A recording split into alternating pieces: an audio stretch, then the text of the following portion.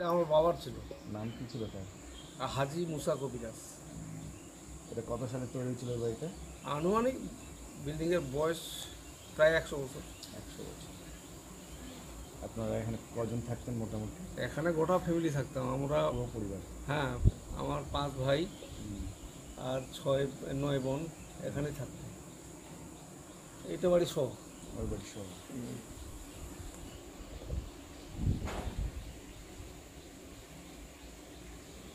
দুর্গাপুর বলে, এটা কুসুমুন্ডি থানার অধীনে দুর্গাপুর 8 নম্বর মালিয়া অঞ্চলে পড়বে এটা। আপনার বয়স এখন কত চলছে? আমার বয়স 69। আমার যেটা শোনা, বাবার মুখে যেটা শোনা, বাবার বয়স যখন 18 বছর তখন এই বিল্ডিংটা করে, এবং সমস্ত বিল্ডিংটার নিচে 40 ইঞ্চি ভিত্তিটা আছে। আর চুন সুরকি, সিমেন্টের তখন প্রচলন ছিল না। চুন আর সুরকি দিয়ে? হ্যাঁ, চুন আর সুরকি। আর ইটটা ছিল আমাদের নিজস্ব ভাটা, আমরা করেছিলাম এখানে, বাবাই করেছিল। ওই ভাটারই? ওই ভাটার ইট।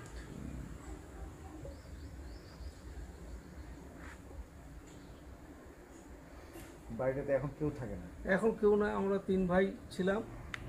3 ভাই তো বুনিয়াদপুরে চলে গেছি। এখন বাড়িটা শূন্য। এখন হাঁস আর বিভিন্ন রকম পোকামাকড় এগুলো থাকে, সাপ টাপও বের হয় মাঝে মাঝে শুনছি। এটা সংস্কার করার একটা দায়িত্ব আমাদের আছে, নিশ্চয়ই আমরা করবো আর কি। আমরা আলোচনাও করেছি 3 ভাইয়ের মধ্যে। 3 ভাইয়ের মধ্যে 1 ভাই তো মারা গেছেন, আর 2 ভাই আছে ভাইস্তারকে নিয়ে আমরা আলোচনা করেছি রিপেয়ারিং করার জন্য। এটা পুরো রিপেয়ার করে আবার নিউ মডেল, মানে ওটাকে মডিফাই করা হয়? হ্যাঁ, মডিফাই।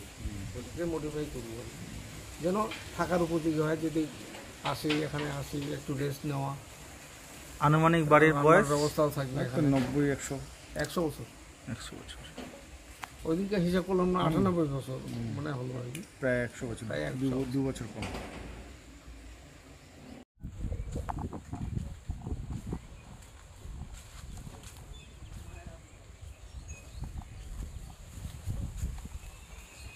আপনাদের খেজুরের রস এগুলো কিছুই তো কিনতে হতো না, ঘরটাই ছিল।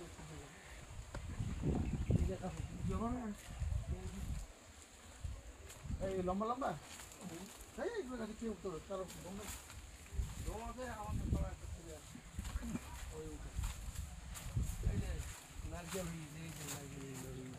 কোন উঁচু উঁচু গাছ